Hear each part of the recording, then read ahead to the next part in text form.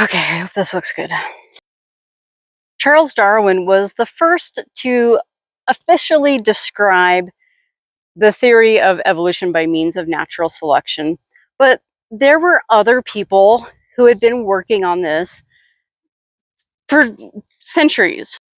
Jean-Baptiste Lamarck suggested that species change through the inheritance of acquired traits. So famously, his example is giraffes.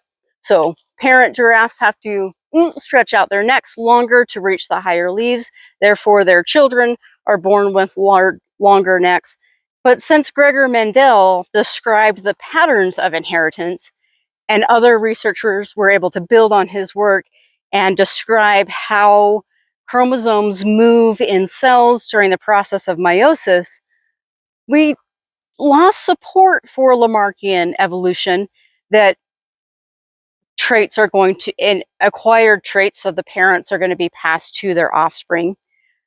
However, since now we understand epigenetics and how that can control gene expression, we don't really laugh so much at Lamarck like we used to.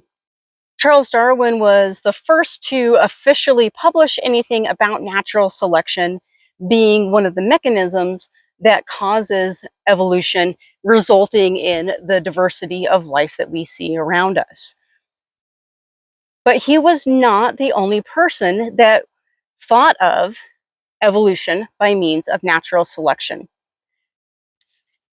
A contemporary, another Victorian aristocratic young man named Alfred Russel Wallace, was also traveling the world on famous voyages. So of course, we know that Darwin famously was on the HMS Beagle and went around the southern hemisphere with a long stay in the Galapagos Islands that really helped Darwin flesh out and gain support for evolution by means of natural selection. So our boy Wallace was also running around the planet, spending a lot of time in the Amazon rainforest, in the Malaysian islands, and making similar collections and observations about the diversity and the similarities and the differences that they saw in the types of life in all of these different places. So Wallace also came up with evolution by means of natural selection, but Darwin just beat him to the punch with the publication of his book.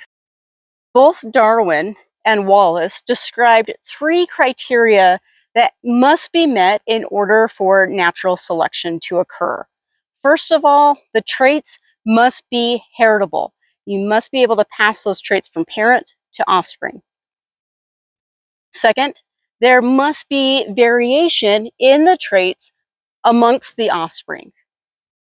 And thirdly, this is the sad one, that there has to be more offspring produced than can be supported by the resources in the environment.